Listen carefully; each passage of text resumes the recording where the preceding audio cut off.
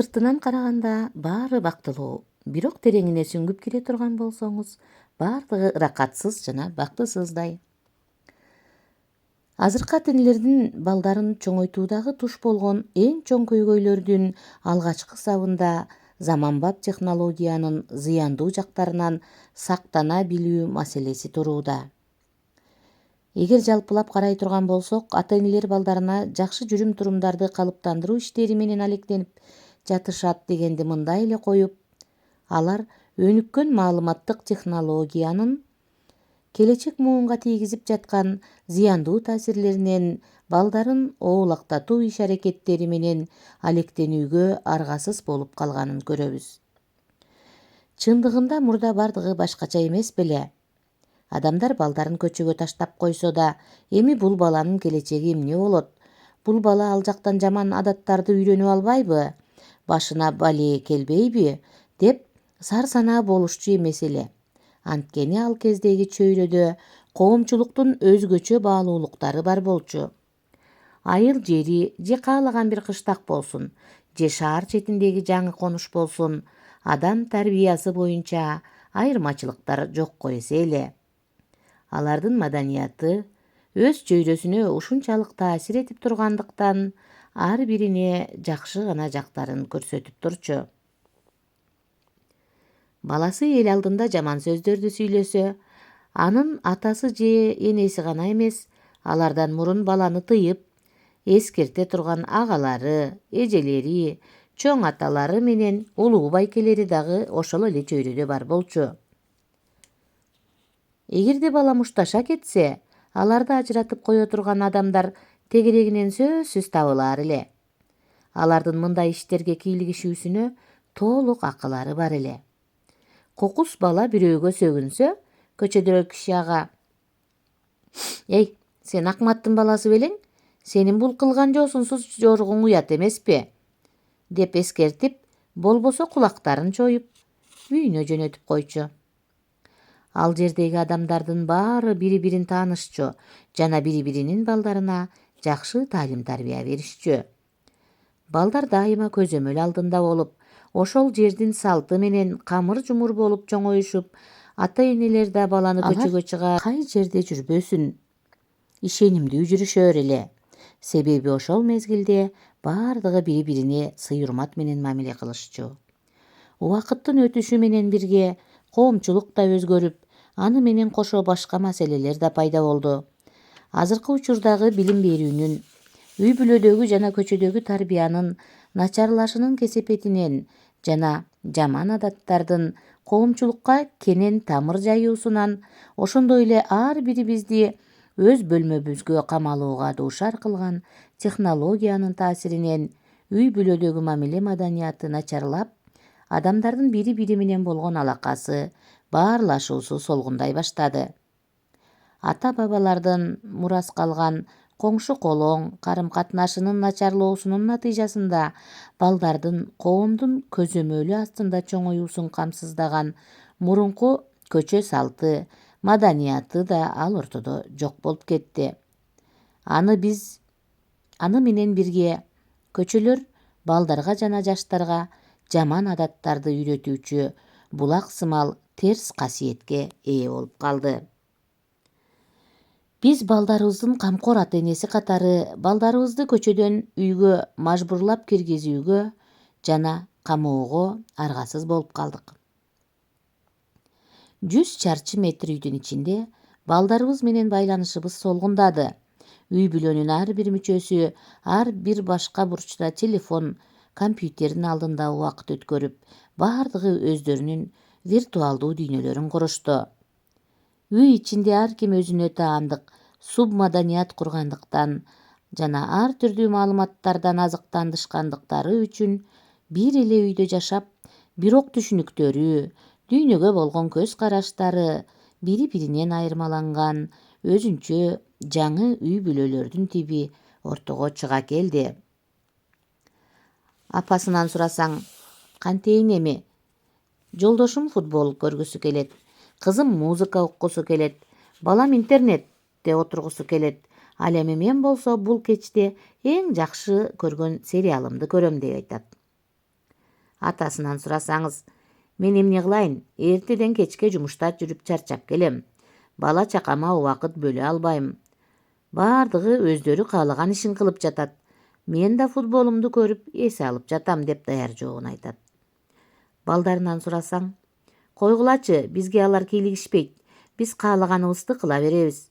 Ата-энебиз да каалаганын кылсын. Алардын эмне кылганы бизге маанилүү деле эмес деп жооп кайтарышат. Сыртынан караганда баары бактылуу, бирок тереңине сүңгүп кире турган болсок, бардыгы ыракатсыз жана бактысыздай. Бир курт үй бүлөнү ичинен жеп жаткандай. Ар бири өз-өзүнчө, ар башка бөлмө бурчтарда болгондуктан байланыш күндөн күнгө начарлап бараткандай. Азыртадан көңүл бурушпаса, ар бир өткөн күндө үйдөгү ынтымак ажырап, сүйүү ынактыгы, сый-урмат мамилеси жана кадыр-барк менен бирге үйдүн бекемдиги бошоңдоп, мына бузулам деп турганда, таяныч тирөөчү ансыз да алсыз тургандыктан куттуу байланыштар кичине эле бир солк эткенде урап түшүүсү ыктымал. Ошондуктан байланыштарды күчтөндүрүү өзүбүздүн эле колубузда. Балдарыбызга эң мыкты билим берүү үчүн колубуздан келгенди кылып жатабыз. Келечекте бир кесиптин ээси болгондо кыйналбасын деп бир, эгер шартыбыз болсо, эки чет тилин окутканга дагы аракет кылып келебиз. Бирок булардын жанында ата-энелерибиз мурдатан бизге үйрөтүп келген бир тилди балдарыбызга үйрөтө албадык. Ал көздөрүбүз менен эле сүйлөшүү тили. Катышкан бардык семинарларда ата-энелерден канчооңуздар ата-энеңиз көзүңүзгө тик караганда эмне деп жооп ойлоп жаткандыгын түшүнчөлеңиздер деп сурайм.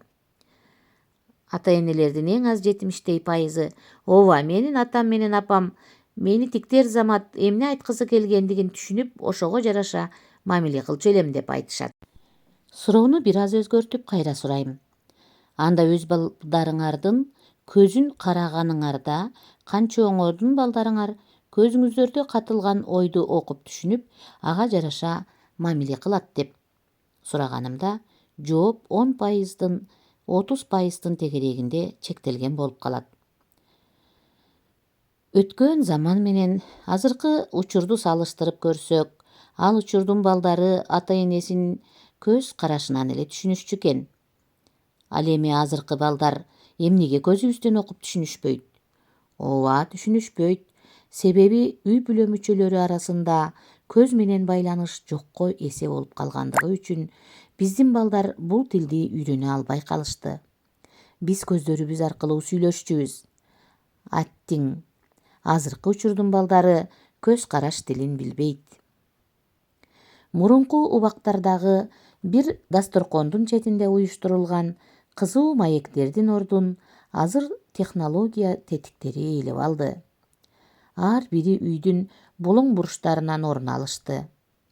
Кечинде бир үйдө жашаган адамдар бири-биринин көзүнө бир да жолу тик багып карап койбостон күн кечирип калышты. Байланыштын эң сапаттуусу, эң жогоркусу көздөрдүн аракетке кирүүсү жана ошону ишке ашыруу керек.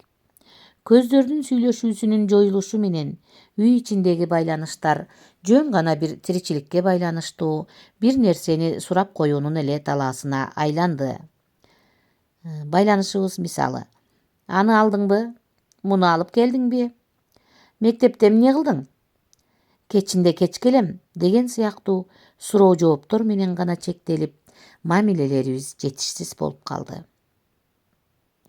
Чынында каада салтыбызда ал акыбалды суроо, пикир алышуу деген түшүнүк бар эле.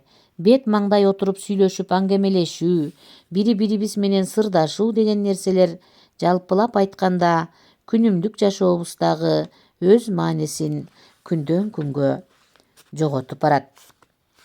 Баарлашуу бар жерде көз караш байланышы менен өз ара сезимдерди бөлүшүү дагы бар. Баарлашуу бар жерде бири-бирин түшүнүү жана бири-биринин кайгыларын тең бөлүшүү дагы бар. Байланышуу болгон жерде көздөрдөн түшүнүшкөн жана тыгыз бекемделген үй бүлө болот. Ошон үчүн үйүбүздөгү билим талаасынын байланышын баарлашуу даражасына көтөрүү эң негизги максаттарыбыздын бири болушу керек. Балдарыбыздын бизди көзүбүздөн түшүнүү деңгээлине жетүүсү үчүн убакыт зарыл. Бул кудум эле тил үйрөнүп жаткан сыяктуу. Үйдө балдарыңыздын эң жакшы көргөн сериалы мына эми башталып жатканда сиз телевизорду өчүрүп, «Кана балдарым, көкүрөктү эмне дартыңар бар, айткылачы» деген сыяктуу мамилеңиз жакындашуунун жана баарлашуунун төп келген учуру болбой калат. Ал үчүн ыңгайлуу мезгилди күтүү керек.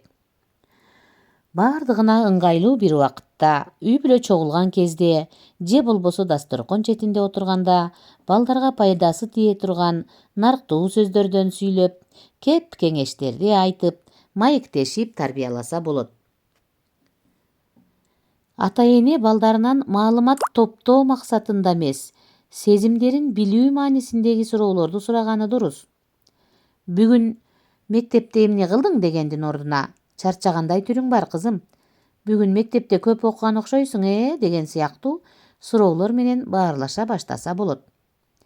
Дагы ушу сыяктуу эле математикаң кандай болуп атат дегендин ордуна, математиканы окуп жатканда эмнени сезесиң?